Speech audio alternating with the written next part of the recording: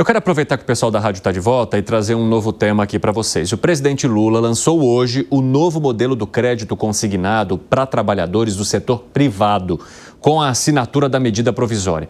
Lula declarou que o trabalhador precisa usar o novo crédito para aumentar patrimônio e não para pagar outro empréstimo. Vamos acompanhar. É importante que a gente lembre o papel do consumo. E não é para a gente convocar o povo a gastar o que não tem. É importante que vocês saibam que o empréstimo é muito bom quando a gente pega o empréstimo para utilizar numa coisa que vai aumentar o nosso patrimônio.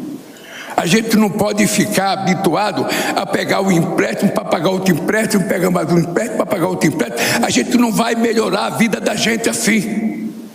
A gente tem que fazer um empréstimo para comprar alguma coisa que melhore a nossa capacidade, sabe, de viver melhor, melhorar a nossa casa, melhorar a educação do nosso filho, melhorar a qualidade de roupa que os nossos filhos vestem. É para isso que a gente pega o empréstimo, para tentar resolver um problema de doença, para garantir que uma pessoa possa ter um tratamento adequado. A gente não pode achar que nós estamos fazendo uma política para vocês se endividarem e ficar pagando. Beleza, isso aí seria o ideal. Agora eu quero entender com os nossos amigos aqui se é uma proposta crível, né, no sentido de aumentar patrimônio. Gustavo Segré também já está conectado conosco lá de Buenos Aires. Segré, seja muito bem-vindo e eu já quero começar ouvindo a tua análise sobre essa modalidade que foi anunciada hoje pelo presidente da República e a maneira como ele enxerga a utilidade do crédito versus a maneira como o brasileiro realmente usa o crédito. Boa tarde a você, Evandro, aos colegas, a nossa querida audiência. A tecnologia me fez demorar um pouquinho para entrar, mas estava desesperado para poder comentar esse assunto. O que o presidente está falando está errado. Primeiro, quando você tem um crédito que te otorga uma taxa de juros menor e eventualmente você está endividado com uma taxa de juros maior, o que você deve fazer com esse empréstimo de taxa de juros menor é pagar o outro, porque a despesa que você tem com juros e para devolver o capital depois vai ser superior à que você teria agora.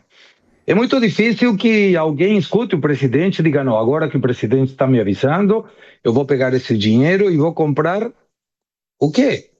Porque se é para colocar patrimônio, imaginemos por um momento, a pessoa não tem uma moto, então compra uma moto, vai ter despesa de manutenção, vai ter despesa de combustível, vai ter despesa de óleo, vai ter um monte de despesas vinculadas com esse bem. Não me parece que um crédito consignado possa ser suficiente para comprar, por exemplo, um bem imóvel. Não é um valor tão alto assim. Então a pessoa vai comprar o que ele precisar, não o que o presidente mandar. Mas o que mais me preocupa, Evandro, é que esse dinheiro é dinheiro em circulação. É dinheiro que vai provocar uma demanda de serviços e de produtos. E é dinheiro que vai puxar a inflação para cima. Isso que o governo ou não quer, ou não sabe, ou não pode entender que isso é política fiscal expansionista. E, por outro lado, a política monetária do Banco Central vai ser restritiva. É o mesmo exemplo. Uma moto em que uma mão acelera, a outra freia, não sai do lugar, mas o motor vai estourar. Piperno?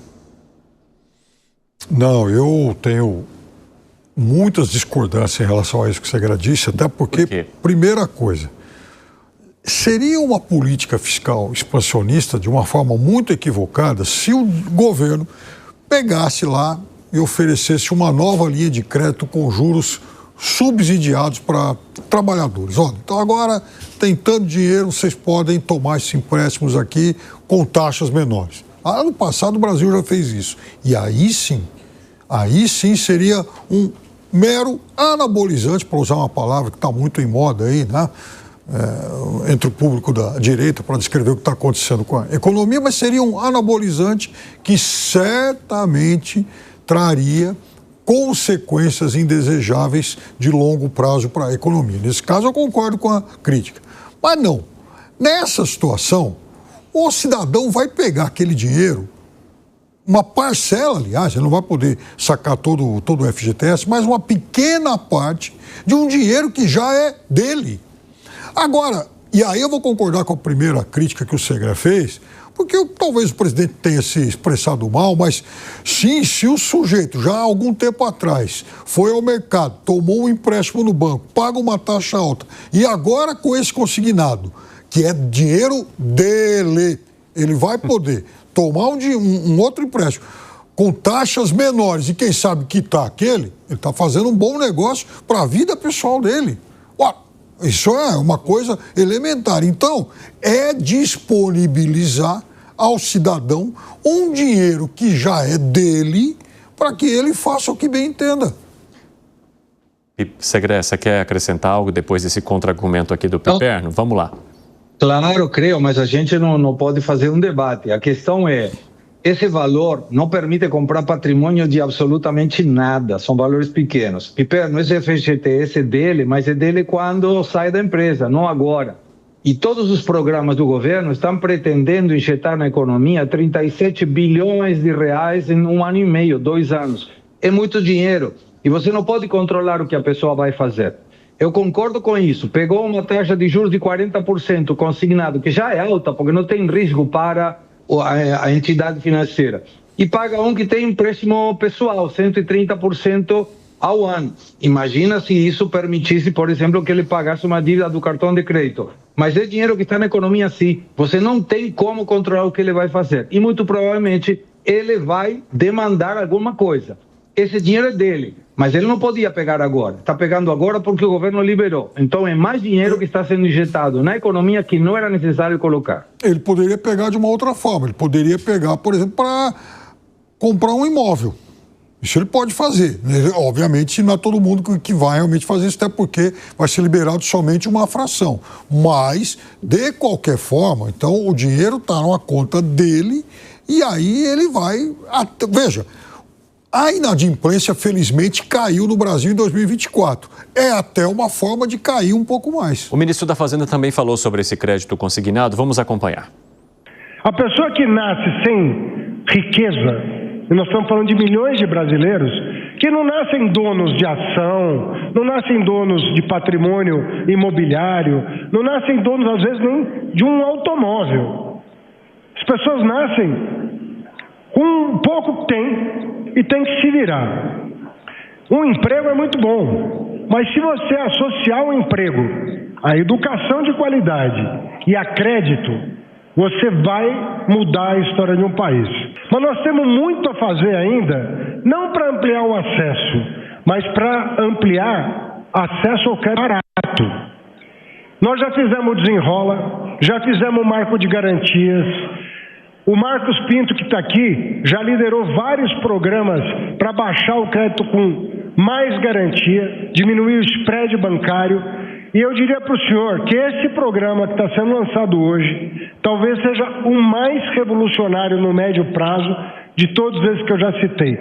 Alan Gani, você acha que o ministro Tem Fazenda seria o programa mais revolucionário se a gente olhar para o médio prazo? Claro que não. É uma política do passado, né? Simplesmente bombar o crédito na economia, liberar recursos na economia para fomentar o consumo. É isso que ele está falando, né? Aliás, me chama a atenção até o presidente falar de como você deve fazer um uso consciente do crédito. Primeiro, mostra um distanciamento em relação à realidade da população brasileira, porque uma regra básica de finanças pessoais é de que quando você tem uma dívida com uma taxa de juros maior, é um bom negócio você tomar uma outra dívida para pagar essa dívida pré-existente. Porque ficar com o nome sujo não adianta em nada, né? Se você ficar inadimplente, a tua vida vai ser um inferno. Então esse é o primeiro ponto.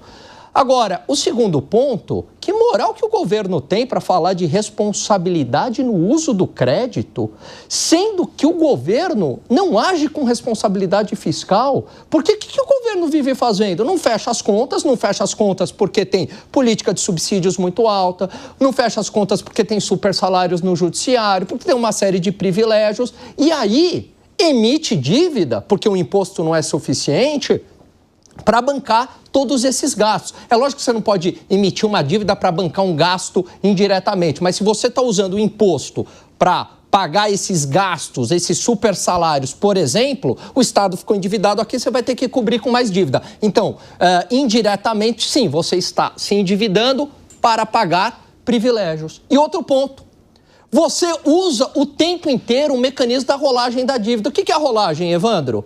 Você tem uma dívida que está para vencer, taxas de juros, amortizações, aí você emite uma outra dívida de longo prazo, médio e longo prazo, paga a dívida pré-existente e gera uma dívida no futuro. Só que o seu endividamento vai crescendo. E chega uma hora que ele vai ficar impagável. E a gente acha que desgraça sempre acontece com os outros. É com a Argentina, é com a Grécia. Imagina que o Brasil um dia isso vai acontecer. Pode acontecer. Tanto é que esse risco está sendo precificado. Está no preço dos títulos. Então não me venha, né, falar como que eu devo usar o crédito de uma maneira consciente se o próprio governo não dá a lição. Esse é o ponto. Fala, seu Zé Maria Trindade. Pois é, olha, eu aprendi, Alan, aquela história do meio circulante, né? 1, 2 e 3, e entre os meios circulantes está o crédito, né? No primeiro governo Lula, eu acompanhei esse processo, o governo descobriu que estávamos assim com um grau de endividamento muito baixo, era 14%, e a média nacional era de 35%. Aí houve realmente uma alavancagem muito grande através do crédito. Então, houve uma oferta de crédito, se comprava carro em 50 meses. Não era uma tradição do Brasil, não era costume do Brasil um endividamento tão longo assim. Isso em decorrência da fragilidade da economia, ninguém tinha a segurança de fazer um empréstimo fixo, né, com prestações fixas a tão longo prazo. Mas aí no primeiro governo Lula isso foi possível e deu certo, né, porque jogou dinheiro na economia. Muitos se endividaram, mas hoje o grau de endividamento, agora em fevereiro, é de mais de 70%, 76,1%. Né? É muito, já está muito endividado. E jogar mais dinheiro na economia através do endividamento, empréstimo é dívida. Não adianta, empréstimo é dívida.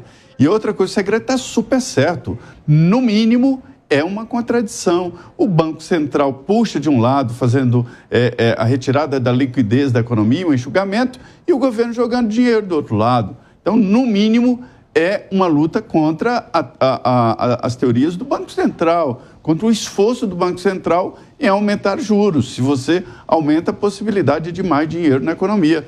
Eu diria que é quase como imprimir dinheiro, viu?